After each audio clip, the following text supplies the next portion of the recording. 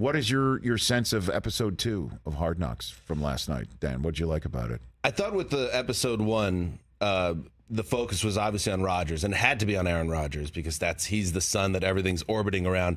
And I thought it was smart to show the defensive side of the ball, put a little more focus on that side. Quinnen Williams, cue ball, getting some airtime because, if the Jets are to finally, it's been 55 years, as we know, in February for Super Bowl, this drought, it is the defense that's going to lead the way. And I think it was interesting watching, as we saw in the joint practices and some of the dominance by the defensive line there, and then shutting out the Panthers in that preseason game, that's what's going to take them. I mean, Rodgers is the headline here, and if he's proficient or better at quarterback, the offense is going to win games instead of lose them. But the fact that they went through that whole episode, and you barely saw Sauce Gardner, arguably the best player in that defense. You see Will McDonald, with the spin moves that he has, and Jermaine Johnson coming off the edge, and Quinnen Williams in the center. Like, that has potential to be a very special unit. And there was this nice moment where Frank Reich, Panthers coach, kind of talking with Saleh during the joint practice, and Saleh goes, the D-line, that's my baby. And Frank's like, oh, that's always your baby. Calling back to his Niners run as DC there. The Jets have had trouble getting to the quarterback. There's this famous stat that drives me crazy as a Jet fan. Not since John Abraham have the Jets had a true edge rusher.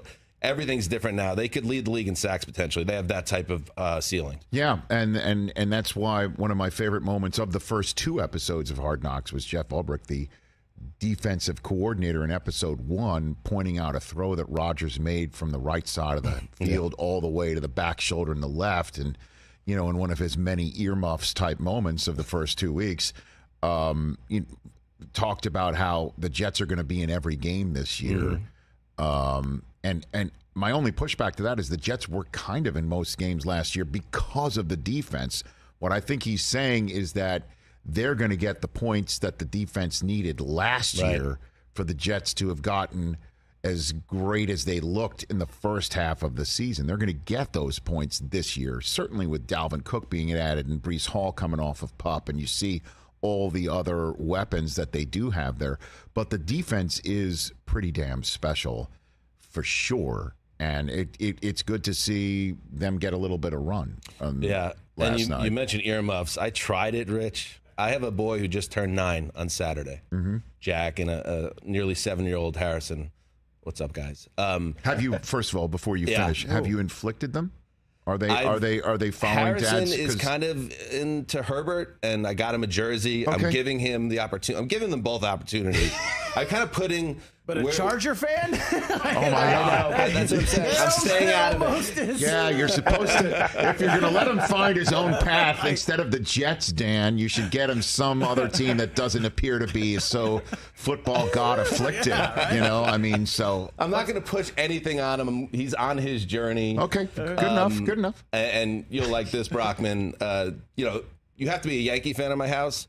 But I am not, after what I've gone through as a Jet fan, I'm letting you go down your road. But they're kind of gravitating towards the Jets. But I did try to give them a chance to watch Hard Knocks against my better judgment because of some of the salty language. Yes. And my wife was sitting on the couch watching it too. She was like, nah, we're cutting this. It's over. And it's Ulbrich's fault. It's really Ulbrich's fault. Well, Saleh went potty mouth last night. But again, I kind of like seeing that because the Saleh that you see. Are you touching the best dad? No, I did. Because I'm a bad dad. No. I just was thinking to myself, like, I need to, based on your excellent parenting skills, just have to flex a little bit.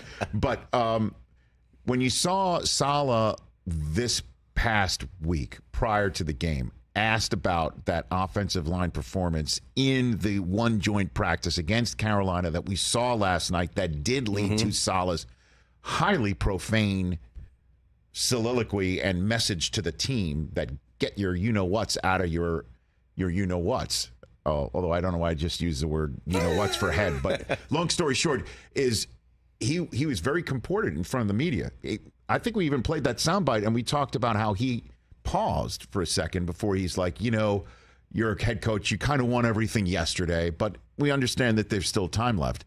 But behind the scenes, he is broken his foot off. And I kind of dig that, and I like seeing that, but that is the ultimate I think the reason why he was so demonstrative, that is the question. Like, if you're not going to protect Aaron Rodgers, the rest of it simply will not matter. Yeah, I did like the forthrightness there that he came out and said after that first joint practice where the offense struggled, the offensive line really struggled.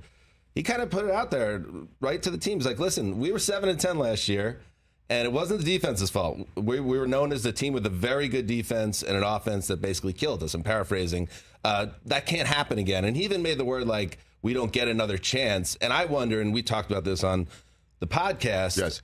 How many head coaches in recent NFL history can go 3 years and not get to the playoffs by year 3 and then get a 4th year. And as much as I like Saleh and I feel like things are functional and competent with the organization, I just don't know how Woody Johnson is going to handle if this season did go sideways and they didn't make the playoffs. Is Saleh in playoff or bust mode?